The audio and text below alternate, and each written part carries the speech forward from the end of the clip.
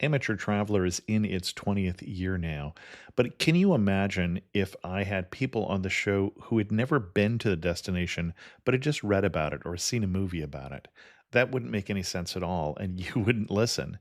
We all know how important it is to receive advice from people who know a destination to get the most authentic local experience. And a great option for experiencing this is Explore Worldwide and their authentic small group adventures, led by local tour leaders, perfect for solo travelers who want to meet like minded people with a desire for adventure. I'm often an independent traveler, but two of my last three trips were with small group tours because they organize everything and it's a lot easier. If you want to recreate the tour I did to Malta, they have a Malta and Gozo Discovery Tour. I'm intrigued by one of their tours called A Taste of Sicily. The company again is Explore Worldwide, and visit exploreworldwide.com to learn more. And thanks to Explore Worldwide for sponsoring this episode of Amateur Traveler. The nights are long, the days are short, and the weather is chilly to downright cold, depending on where you are. It's a good time to slip into a Quince iconic Mongolian cashmere sweaters, which start at only $50. You can treat yourself to everyday luxury at an affordable price with Quince. If you really want to dive into luxury, you can check out their leather handbags, washable silk shirts, and European linen sheet sets. Whatever you're looking for at Quince, all the prices are 50 to 80% less than similar brands, and they do that by partnering directly with top factories and cutting out the middleman. They only work with factories that use safe, ethical, and responsible manufacturing processes. And of course, they use premium fabrics and finishes for that luxury feel in every piece. But you've already heard me rave about my Quince travel pants.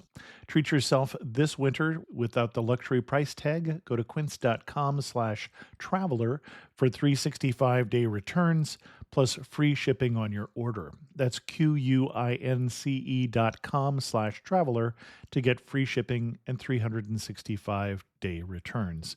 Quince.com/traveler, and thanks to Quince for sponsoring this episode of Amateur Traveler. This episode of Amateur Traveler is sponsored by Context Travel, walking tours for the intellectually curious. Context crafts immersive, expert-led experiences in the world's great cities, from Singapore to Chicago. Learn more at contexttravel.com. I got my bags packed, I'm on a roll. I'm heading out there and I'm ready to go. I'm looking real good in my passport photo. Amateur Traveler, episode 597. Today, the Amateur Traveler talks about skyscrapers and architecture tours, pizza, hot dogs, Wrigley Field, Millennium Park, and the Miracle Mile as we go to Chicago.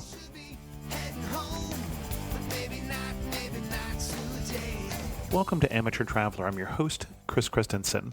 Have an important announcement after the show about possible trips for 2019, and then we'll hear more from our sponsor, our friends at Context Travel, in a bit. But first, let's talk about the Windy City. I'd like to welcome to the show Francesca Mazurkiewicz from theworkingmomstravels.com. who has come to talk to us about Chicago. Francesca, welcome to the show. Thank you. Thanks for having me. And I say talking about Chicago, we're going back to Chicago. We talked about Chicago twice on this show before. If you're keeping score, in the very first year of the show, or just barely into the second year, we did a show about Chicago. And then we did another one, episode 365. So that's, I don't know how many years ago now, 5 years ago, about the south side of Chicago, which actually, Francesca, I think is where you live. Correct. I live on the south side of Chicago. But this one will not be limited to the south side as that one was. Why should someone go to Chicago, the Windy City, the city with broad shoulders, second city? I'm, of course, very biased because I've been here my entire life. I was born and raised in Chicago. So you're saying you have nothing to compare it with? I have to always point that out, that I'm a city girl, not a suburban girl. You think about American big cities. Mm-hmm. First one always comes to mind is New York. And why do people love New York? Because it's big. There's so much going on. The neighborhoods, the history. Chicago is much the same way. And why should people come here? Well, it's smaller than New York. It's probably a bit more affordable. And there's so many world-class attractions, events that happen in this city. And maybe it's just that Midwestern mindset that I have that feels like we're always looked over or looked past. But it's definitely a melting pot of a city. And there is plenty to do in all seasons. And each season has its pros and cons. I'm sure everyone is familiar with the brutal winters that we have here, but there's just a lot going on here, and it's very vibrant. And Chicagoans are some of the most genuine people you're ever going to meet. We really do subscribe to that whole Midwestern friendliness. We definitely live that.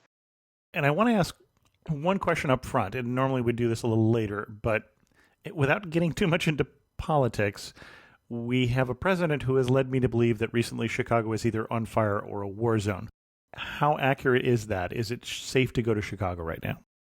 It is safe to go to Chicago, but just as when you travel anywhere, you have to just be aware, be alert, do your research beforehand so you know maybe which areas to avoid. Think about how you're going to get around the city. Well, you are our research, so are there places you would suggest we not go to in Chicago? So if I could mention specific neighborhoods, but they're probably not any place that's going to be on a visitor's radar to begin with. Okay. There was a story in the news maybe a couple of years ago. There were two girls from, I want to say, Sweden, who rented an Airbnb apartment and had no idea just where in the city this apartment was. It ended up being in one of the most notoriously violent neighborhoods in the city. And they were seen walking down the street by police officers, and they stopped these girls and they're like, "What are you doing here?" And girls were like, "Well, we're staying in an Airbnb." They're like, no, not in this neighborhood. And I don't know where the officers took them, but they got them out of there. So you just have to be informed and do your research. And there are locals like me who are always willing to provide some kind of advice. Okay. Well, let's do that. Where will you tell us to go? What kind of itinerary would you recommend for Chicago? I always think about it as an itinerary for the first time visitor to Chicago. Okay. And then maybe something separate for someone who's been here before and done all the quote unquote big attractions. But if we're talking about a longer visit, you certainly can get all of that in one visit. So for the first time visitor, you definitely want to do the big things, right? Definitely check out, well, now it's the Willis Tower, but we Chicagoans... Formerly the Sears Tower, yep. we're not happy about it. So still refer to it as Sears Tower. And that's one of the main attractions in this city. It was once the tallest building in the world. Mm-hmm. And it's neat to go up to the top and you can see the entire city on a good weather day. And do you walk out on the glass ledge where you can look straight down to the sidewalk? You can. Do you? I do not. Okay. I have not. I don't know that I really want to. I have, but it isn't good for someone like me with acrophobia. So. Okay. I don't know that I can handle that. I get woozy enough just looking out the window without being out on a ledge.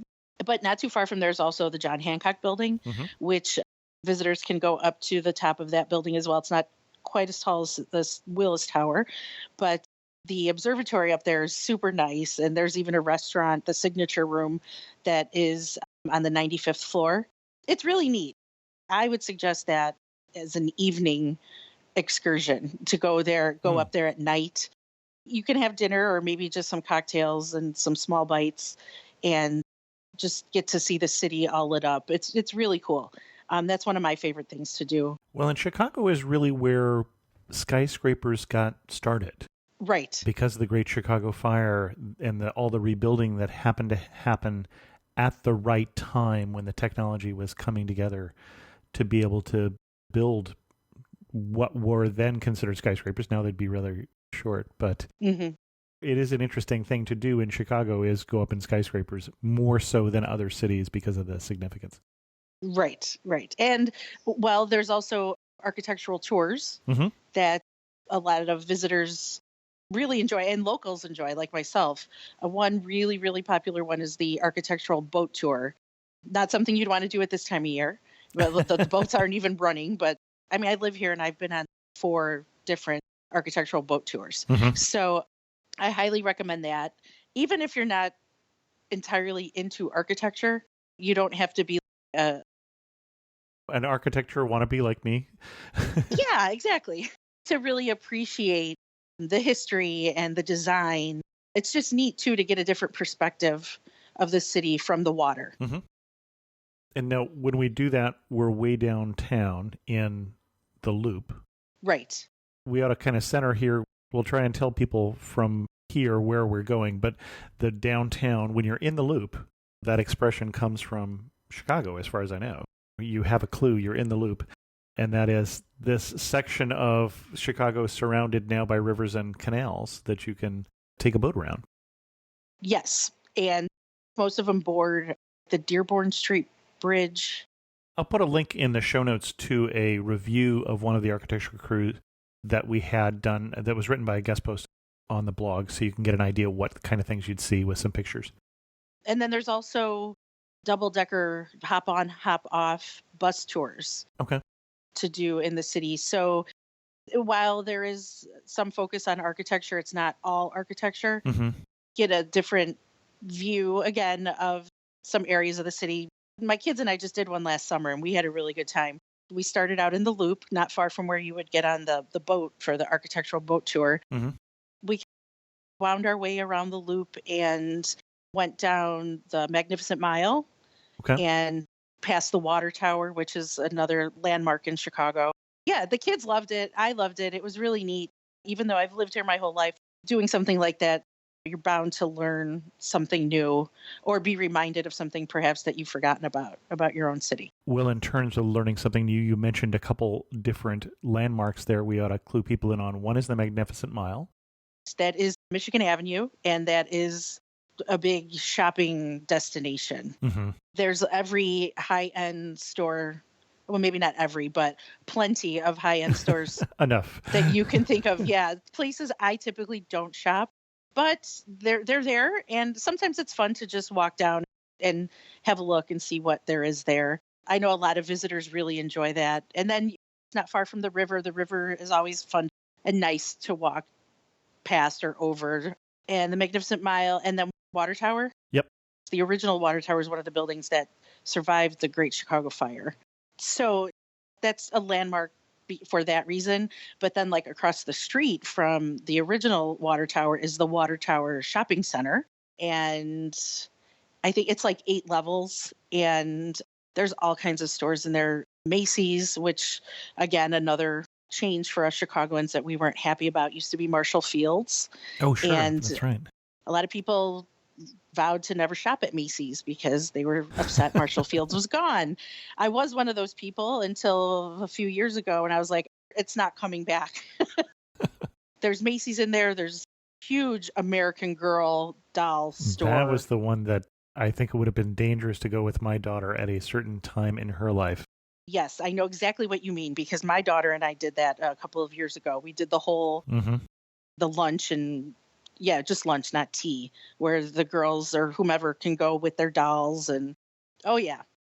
And I'm not sure if our foreign listeners know of the American Girl series, but it's a series of books that are historical children's novels, all about some girl set in some time in the American history, and then they sell the doll that goes with that period of time, and they don't sell them cheaply.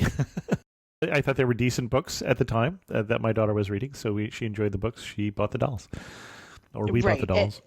And all the other stuff that goes with the dolls. It's not just the doll. It has to have its own car and or boat or whatever. Well, and they're very smart marketers, because I think the dolls only last for a certain period of time, and then they discontinue them and introduce a new book and a new doll. So, right. Yes. And I'm all in favor of the books and the historical stories and stuff like that. But it's expensive. So it's a big destination, though. Yep.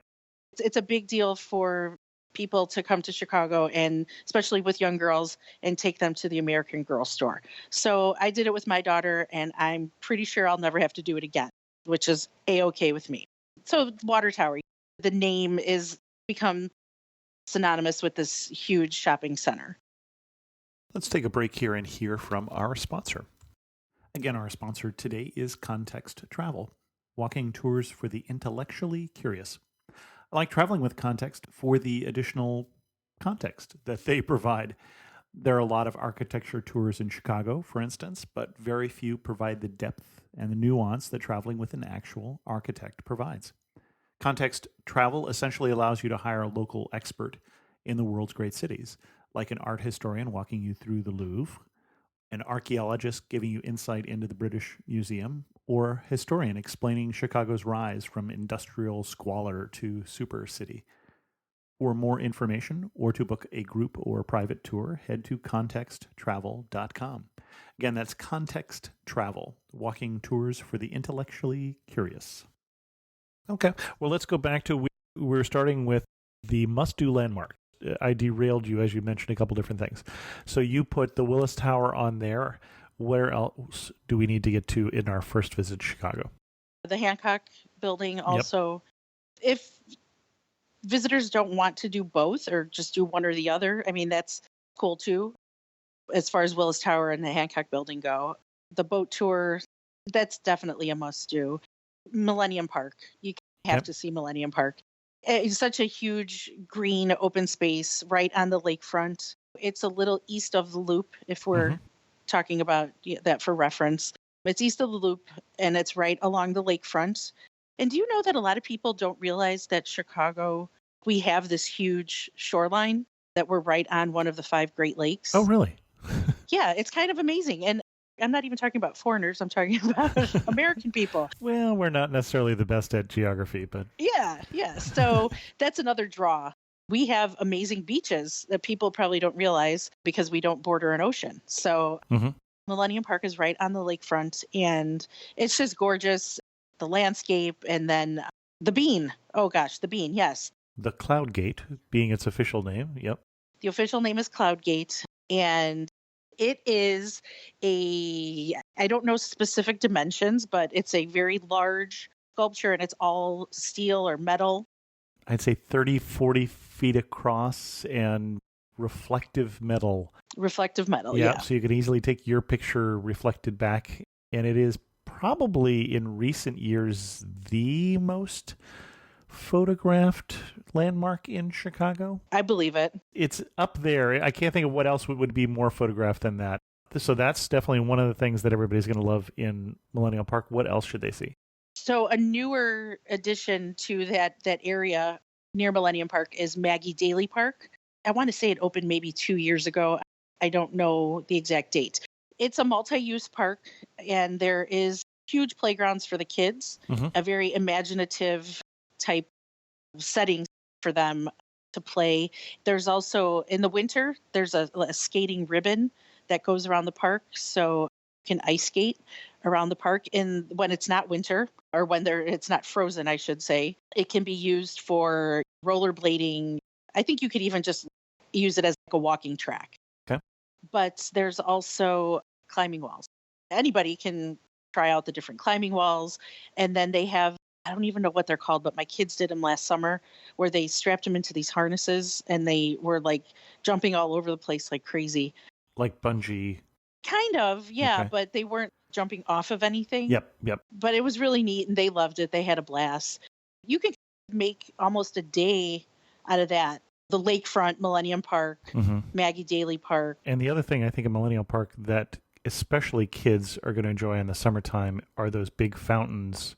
Yes. That are big LCD screens that are spitting water at people. Right. Those are, I would say, very, very popular with Instagrammers and kids. Okay, yes. It does get hot here in the summertime. So I think it would be refreshing, and a lot of people would welcome the chance to cool off like that. It is neat. That's another neat kind of art installation. Oh, and speaking of art, not far from Millennium Park is the Art Institute of Chicago. As in across the street. Yeah. I definitely recommend to everyone. And you don't have to be an art connoisseur to appreciate it. I take visitors there when I have friends visit and stuff. That's one place we always check out. So I've been there countless times myself. And I'm sure I still haven't covered everything inside the museum, but definitely a must do. And there's a newer restaurant inside the Art Institute also, uh, Terzo Piano, I believe it's called.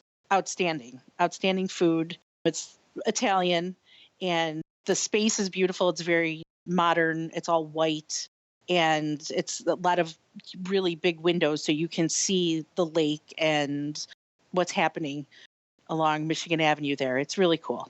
Excellent. Those are pretty much the big ones. So if you're going to be in Chicago, your first visit, I would start out there.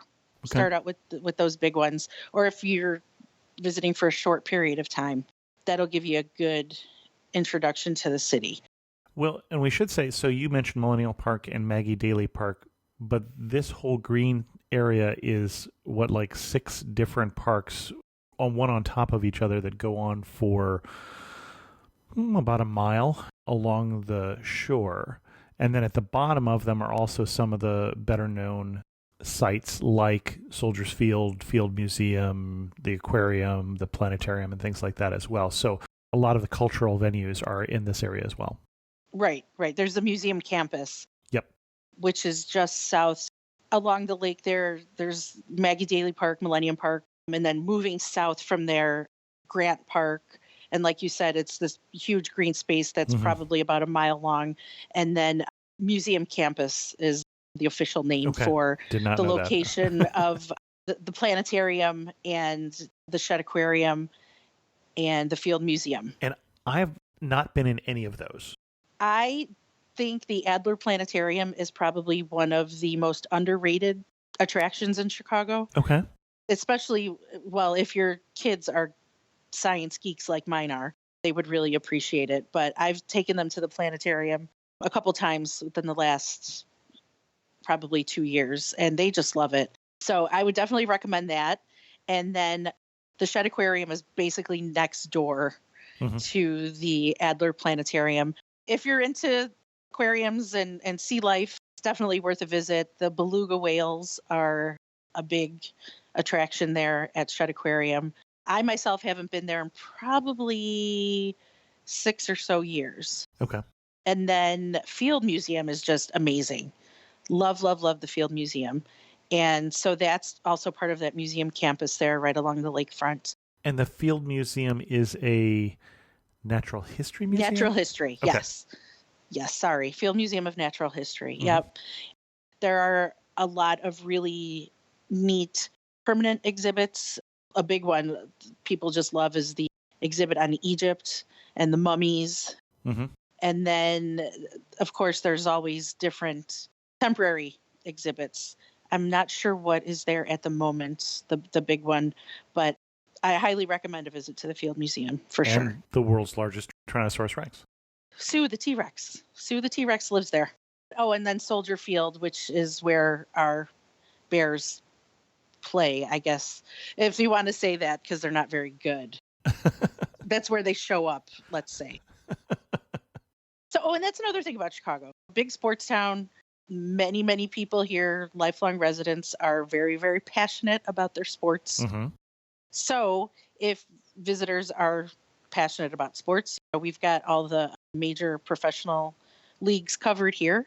So it's definitely worth it to come and see a game, whether you want to go to historic Wrigley Field to see the Cubs play, or if you're a Bears or NFL fan and you want to go to Soldier Field. I have never been there myself. I've never been to a Bears game, and I'm okay with that. But if you're a big hockey fan like I am, you can definitely go see Blackhawks play at the United Center, which is in the West Loop, which you can probably figure out is just west of the Loop. Okay. If we're talking about reference. Well, and you were talking about going to see a game. I have been to see a game at Wrigley because I'm a baseball fan and a National League fan, a real baseball fan. And me too.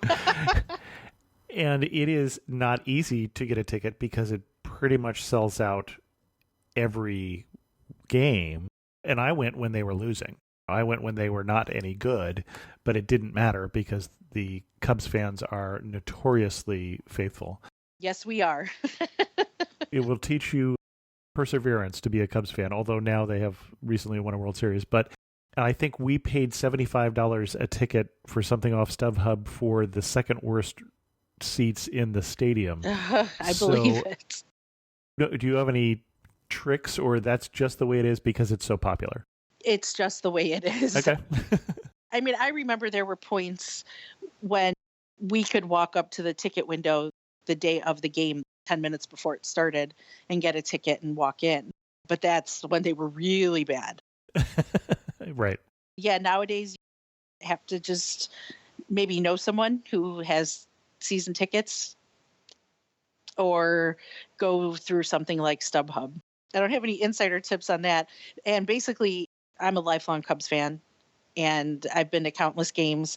But nowadays, I can make it to one a season because tickets are so hard to get. And a friend of mine is a season ticket holder, and he always lets me have a look at the games for which he has tickets available. And then I pick one and get 2 tickets, and I usually just take my daughter.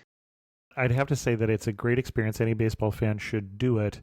But on the other hand, I wouldn't trade you Wrigley Field for AT&T Park in San Francisco as far as just a ballpark where you can easily find restrooms or food or things like that. but it's a great experience. It is a great experience. And I totally get that.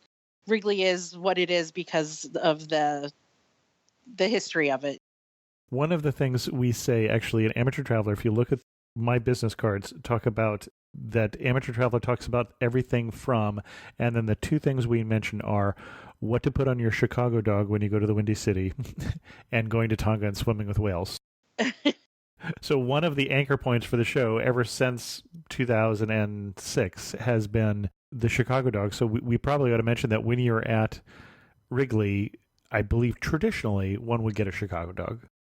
You can, or you can get a hot dog from a vendor and put on it whatever you'd like.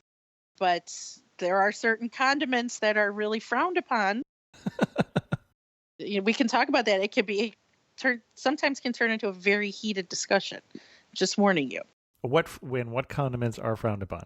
Well, there's one specifically, I should say, and that would be ketchup. Disallowed on hot dogs in Chicago. But you can use neon green. Yes, that's correct. Pickle relish, yeah. Freakishly green. Practically glow in the dark, I believe. Relish, yes. Yeah. So what makes a Chicago dog is what's on it. Mm-hmm. And you've got mustard, onions, relish, hot peppers. The finishing, I guess, touch is the celery salt that you have to sprinkle on it. Oh, okay. I didn't remember that. There's no room for ketchup, really. In all seriousness, though, what do you get when you go to the game? I would get probably a Chicago dog or just a regular hot dog from the vendor that walks up and down the aisles. Sure. And just put some mustard on it. Got it. No ketchup, though. I mean, I love Wrigley, but the beer choices are really not that great. We definitely need better beer at Wrigley Field. There's 2 or 3 spots within the park that have craft beer options or just better beer options, but otherwise... Yeah, you're in the Midwest. There is good beer available. There is. We have... Oh, that's another thing about Chicago. We have such good beer, but otherwise it's just like kind of old style, and that's not good. In fact, Bud and Bud Light. Even during Prohibition, there was beer available in Chicago. Of course. Yes. So Wrigley Field, I think, is another landmark in Chicago that a lot of people enjoy visiting. And even if the Cubs are not playing, you can still go on a tour of the stadium. So you'd have to set that up ahead of time. But that is an option if you're a baseball fan or just want to see the stadium. How about things that visitors normally don't go to, that you think they're really missing out on? I think I told you before when we were talking before that Chicago is made up of neighborhoods, right? We've got 77 different neighborhoods, and I'm quoting our mayor on that, so I hope he's right. So 77 different neighborhoods, and most of them historically were set up based on ethnicity. You know, when immigrants came over, they all kind of stuck together, settled in the same places, and that's how these neighborhoods were formed. So there's places like Little Italy, we've got Chinatown. Ukrainian Village. Mm-hmm. Yeah, exactly. Are they still as ethnically diverse as they were probably even when I was growing up? No, but the flavor is still there though. And I always suggest to people that you kind of have to get into the neighborhoods if you want to experience real Chicago and really get, and that's where the flavor is. And that's kind of my answer. And what are your favorite three, say? I really enjoy Andersonville, which is on the north side of the city. It's not far from the lake.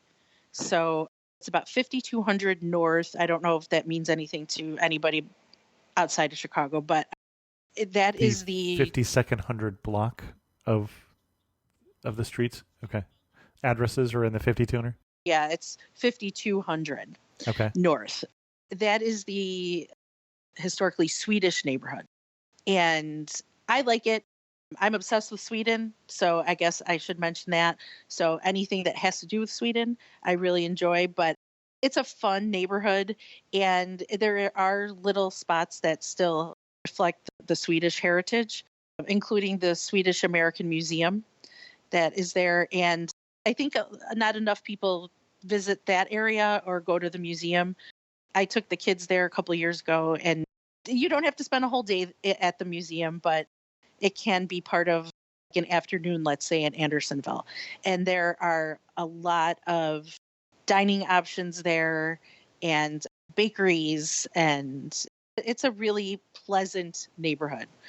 So that's probably my favorite. I also really like Hyde Park, which I think we might have talked about already. I don't remember, but Hyde Park is where the University of Chicago is. That's where the World's Fair was. South now. That we're going south, yes. So Hyde Park, but Hyde Park is just so beautiful. The University of Chicago is there, and it's, at least for me, the buildings and stuff, the campus, that was the image I always had in my head, like when I was growing up, what a college campus was supposed to look like. Mm-hmm. The brick buildings and very quaint. But aside from the University of Chicago is another just bustling type neighborhood. There's along Hyde Park Avenue or 53rd Street, a lot of boutique shops, cafes, fun things like that. And then again, Hyde Park is also along the lakefront, but again, we've moved south now. In fact, we're halfway to Indiana by this point. Possibly, right. Promontory Point is a park there. It's right on the lake, and it's just beautiful. If you visit in the fall, you have to go check out Promontory Point because there's a lot of trees, and then the leaves are changing and stuff. It's just really pretty. I'm going to recommend a book recommendation if you're going to go to this area where the Chicago World's Fair was, which, by the way, was what my great-grandfather came over thinking he had a job in the Chicago World's Fair and ended up not having one there, and ended up in Chicago working in the tanneries near the old stockyards, which were, if you want to read about the stockyards, you read Upton Sinclair. If you want to read about the World's Fair, I suggest the recent book, The Devil in the White City, although don't read that with your kids because it's also about the first mass murder right. in the United States, offset versus the story of this building of the White City, which was the Chicago World's Fair. I think I would be classified as a bad Chicagoan if I were to say that I have not read that book. It's a good book, but if you don't want to read a book about a mass murder, I'm okay with that. Everyone I know who's read it just raves about it and says how outstanding it is. I feel like I should read it at some point. Yeah, I could definitely do without that whole murder those thing. Chapters, yeah. Yeah. Hyde Park is beautiful. The Roby House is also in Hyde Park. It's a Frank Lloyd Wright home. Okay. The Roby House, it's called. It's neat to see. I like that part of the city a lot. Okay, I gave you 3 neighborhoods. You've used 2. Third one, I want to say Little Italy because that's where I grew up. Okay. Unfortunately, it's not so Italian anymore. Which is good because Mazurkiewicz does not seem like an Italian name. No, it is not. I inherited that name in the marriage. Okay. Yeah. No. My maiden name is very Italian. So for sentimental reasons, that would probably be my third choice. Well, and if we're in Little Italy, what are we doing there? Or more importantly, if we're in Little Italy, what are we eating there? Well, that's just it. So it's all about the food there. And I think that goes without saying, but we're going to say it anyway. there's a restaurant, the Rosebud, and it is, again, another sentimental type place for my family. Mm-hmm. Now, it's not... This is a Citizen Kane themed restaurant? No.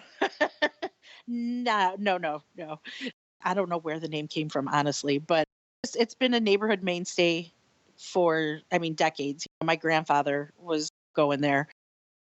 The thing is, the food is better classified as Italian American. Okay, sure. It's not the type of food you're going to see. If you've been to Italy, you're not going to see that type of stuff on the menu there. It's delicious and plentiful. It's been around for so long, it's like another historic spot. I would definitely suggest the Rosebud for lunch or dinner. Another establishment that's been around since my grandparents, is probably even younger than me, it's called Pompeii Bakery. And it started out as a bakery, but now it's started out as a little tiny place. And all they made was like bread and pizza. And now it's this full service restaurant. So, well, I shouldn't say full service because they don't have table service. It's like a cafeteria style. You order at the counter.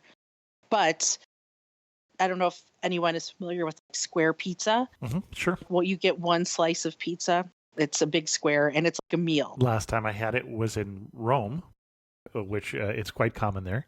Yeah, that's what Pompeii kind of became known for. Mm-hmm. But again, there's a lot of other stuff on the menu, pizza, salads, just casual dining. And if you've been out exploring for half the day, it's a good place to stop for a nice hearty meal. I should say that the owners are good friends of my parents, but whenever we go back, as we say, to the old neighborhood, we always stop in there. I bring my kids there and they just love it.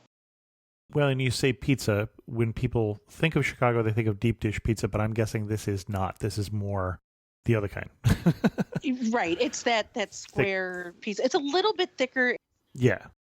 It's not like the traditional Italian thin crust pizza. That's what I was guessing. Okay.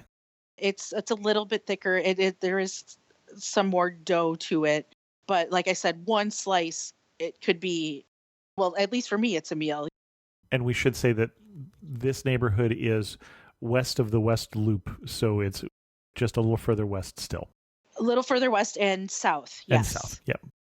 Well, and while we're talking food, are there any other food spots you want to recommend? Because we're going to have to start winding this down a little bit here. We're going to run out of time before we run out of things to do in Chicago, but that shouldn't surprise anyone. Well, we did talk about the Chicago hot dog. It is off the typical tourist track. My family's favorite Chicago hot dog is from Superdog. I don't know the name of the neighborhood, but it's on Devon and Milwaukee. It's in the northwest part of the city. Okay.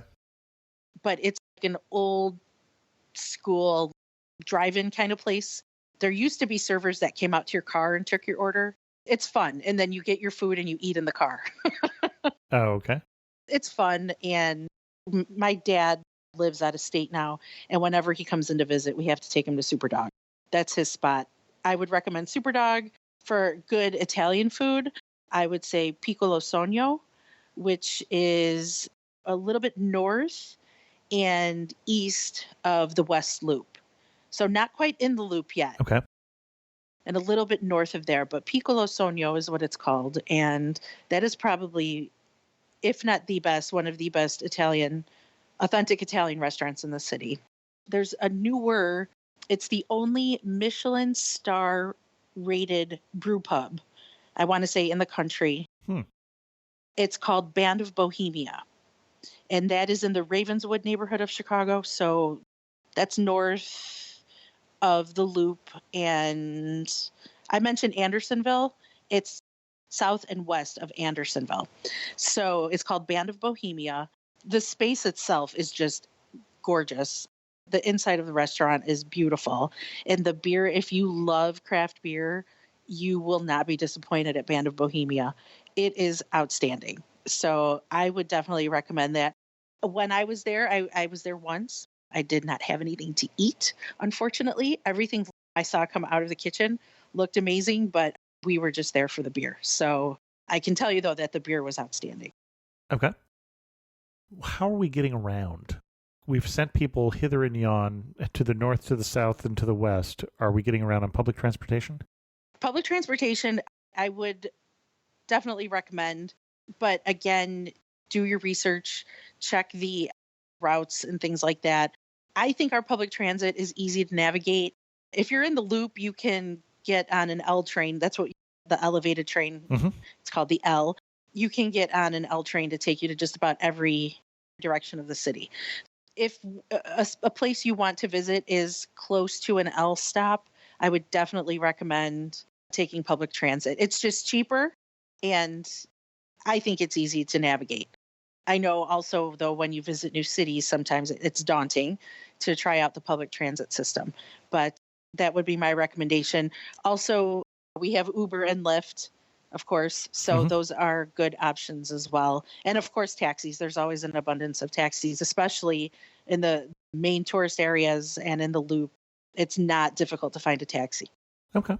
Well, and I should say, while we've been saying in the loop so many times, and I claim that this is where the expression came from, I'm apparently wrong. that it comes from, in the 1970s, from computers. So I thought it had to do with Chicago, and I find no evidence that that is correct. So not the first time I've been wrong on this show, probably even in this episode. But with that, as we start to wind this down, what else should we know before we go to Chicago? It's a big city, kind of spread out. The different neighborhoods, I think, are definitely what makes our city so great. And the diversity, our lakefront, I mean, you can't beat it. Best time of the year to go to Chicago? Best day of the year to go to Chicago? I'm a fan of cold weather and winter. I know I'm in the minority. Well, someone has to be, because there's a lot of people who live in cold weather. So, but I know a lot of folks aren't interested in that type of climate. So I would say September is usually, the weather is beautiful. Okay. It's not too hot. It's not very cold. You can still enjoy the outdoors on the beach and stuff. The beach is officially closed, though, on Labor Day. So there won't be lifeguards and stuff out. Okay. Maybe like late August, September would probably be my preferred time to visit, just because of the weather. Okay. Best day of the year to be in Chicago? A lot of people enjoy being here for St. Patrick's Day. I'm not one of those people. Okay. Because there's a big parade and the dyeing of the river. They dye the river green. The Chicago River is dyed green, which makes me think of that line from the movie The Fugitive. I don't know what line you're talking about. If they can dye this river green one day out of the year, why can't they dye it blue the other 364 days? Okay. So, and when I heard that in the movie, I was like, oh my gosh, I've always thought the same thing. So anyway, St. Patrick's Day is a big day to be here. I'm personally not a fan, just because there are so many people out and about downtown. But if you enjoy a parade and you like celebrating Irish heritage, or whatever your reason may be, that is a very popular time to be in Chicago. But instead, you would recommend, if there's a band or a bunch of bands that you really want to see, there's no better place to do it than Lollapalooza. There's music everywhere. You just have to be able to deal with the crowds. How about a day before Christmas in December? Okay.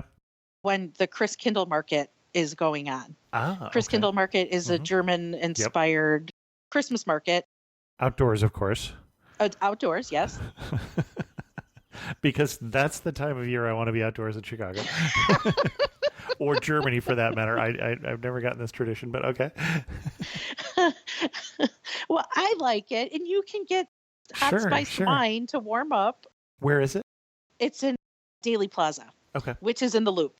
It's fun. It's neat. There's the different stalls with selling ornaments, and you've got German bakeries represented. And so there's all those good German pastries and cakes and stuff. Oh, sure. Yeah. And then the hot spiced wine and, Blue of course, Vine. beer. Yep. So that's my answer, because I definitely enjoy Christkindl Market. It's very festive. It feels just like a happy time. And Daly Plaza, named after former Mayor Daley, Chicago known for its politics. Vote early, vote often. Actually, strangely enough, here's a trivia fact for you. The Windy City does not come from the weather, but from the politics. Yes. Although it is very, very windy here. You would believe that it came from the weather, but that is not where it got the nickname from. You are correct. You are standing in the prettiest spot in Chicago. Where are you standing and what are you looking at? While I love nature and natural landscapes, I am very partial. We do have a beautiful skyline, especially at night. There's one spot in the city, and I always said, even from when I was a teenager, that it was my favorite view in the entire city. And it is, if I'm driving south on Halsted around North Avenue, and maybe a little bit further south than that, but there's a little bridge that you drive over, and just the view of the skyline is incredible. I think that would be my favorite spot, unless, of course, I mentioned Promontory Point before in the fall. That's kind of hard to beat too. Yeah, let's go with that. Just because it's not artificial, it's not man-made. It's Lake Michigan. It's pretty nice. One of the first times I was in Chicago, I've only been there a couple times, but the only time I really had a chance to explore was I was there for the very first TBEX, the Travel Blog Exchange Conference. Oh, yes. Was accidentally in Chicago. Was accidentally a conference. It was in Chicago, but that's a whole nother story. But it was held in the Chicago Cultural Center, which is just across the street from Millennial Park. And I will have to say that top floor of the Cultural Center, as you're looking out on Millennial Park, is not a bad place either. The Tiffany Dome. Right. That's true. I'd forgotten that. That's a beautiful spot in the city. You're right. One thing that makes you laugh and say only in Chicago. Our accent. Okay. Now, your accent doesn't sound much different than my accent here, I would have to say. It's not just Chicago. It's more, there are other spots in the Midwest where people sound like this, but... Kathy from Minnesota? Yeah. There was an SNL skit a number of years ago, and I think it was taking place in Wisconsin, and they were making fun of the Midwest accent. They were saying... they're saying Pat and Patty's Backpack Shack. It's, that hard A sound. Yep. Oh, it drives me crazy. And I make a conscious effort to not sound like that. But if it happens, it happens because I've been here my whole life. Yeah, if you hear that sound, it's somewhere in the Chicago to Wisconsin to Minnesota area tends to be where I hear that accent. My relatives in Wisconsin have that. That accent. But it's technically still considered part of the Western dialect, which is most of the U.S. It's, we've got sort of four dialects: the Southern, which people are familiar with, the New England, New York, which has its own.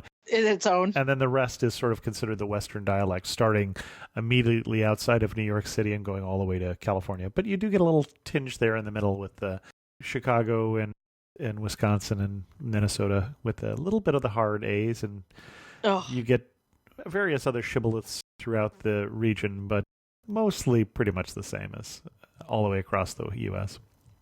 Excellent. As we go to wrap this up, if you had to summarize Chicago in 3 words, what 3 words would you use? Gritty. Okay. And I don't want to say gritty in like a bad way. It's a real big American city. Okay. Authentic. Okay. What is a true American city? Like you said, this is where skyscrapers were born. We have a very diverse population based on our historically immigrant populations. I'm glad you guys chose to have a fair. Otherwise, who knows where my family would be. Exactly. So, yeah, I think Chicago is a really good representation of America. Okay. And do you owe me still one word here? Passionate. Okay. Chicagoans are very passionate about and proud. How about that? Oh, I gave you 4. Sorry. Next time you come on, you only get 2. Okay. Chicagoans are very proud, and we have our problems just like every big city does. Other people cannot talk about our problems. Only we can. Okay. But we are also passionate about being Chicagoans, about our sports, about our food. There's that whole hot dog debate and pizza, which we didn't even touch on. No. So I am going to put in a vote for deep dish Chicago pizza, though. Ooh. I would go to Duos, but I know that that's controversial. I think everybody should go and then go to Little Italy, try both, and decide what you like. And I don't think you have to like just one of them. Hey. Our guest again has been Francesca Mazurkiewicz, spelled just like it sounds, from theworkingmomstravels.com. And Francesca, if someone was going to go to your best post on Chicago, where are we going to send them? There's a post I wrote about summer family adventures in Chicago, where I talk about my experiences with my kids at a few of the places we talked about, like Adler Planetarium. That would probably be a good one to start. Excellent. We'll put a link to that in the show notes. And Francesca, thank you for coming on The Amateur Traveler and sharing with us your love for your hometown of Chicago. Well, thank you. Thanks again for having me. In news of the community, there has been a little bit of a change in terms of what trip we're going to do in 2019. It's not definitive yet, but we're actually debating between two different tours, and it's not the longer Peru trip we were thinking of, but a shorter one because of expenses. But it might also be a trip to Africa. So if you're interested in one or the other, remember the place to go and have your say about where we go is amateurtraveler.com/trips, which is a private Facebook group. We have a change coming at Amateur Traveler, and I don't want you to be caught unaware. There is a change to the Amateur Traveler logo, which will probably get rolled out next week. We are going to obsolete the original logo that we have had since 2005 and replace it with a new logo design. Some of you got a chance to vote on that in the Facebook group, facebook.com/amateurtraveler, and I appreciate your feedback on that. I want to tell you this because if you're looking for us in iTunes, for instance, or someplace else in the podcatcher, that logo is going to change. We'll probably take the current logo and put it as a little bug in the new logo for a little while, and then we'll transition maybe 3 months from now to the new Amateur Traveler logo. It's going to get rid of my face, and the big reason for that is that picture is about 15 years old now. So it's time for a refresh. With that, we're going to end this episode of Amateur Traveler. If you have any questions, send an email to host@amateurtraveler.com, or better yet, leave a comment on this episode at amateurtraveler.com. Join us in the Facebook group. Don't forget our sponsor, contexttravel.com. And as always, thanks so much for listening.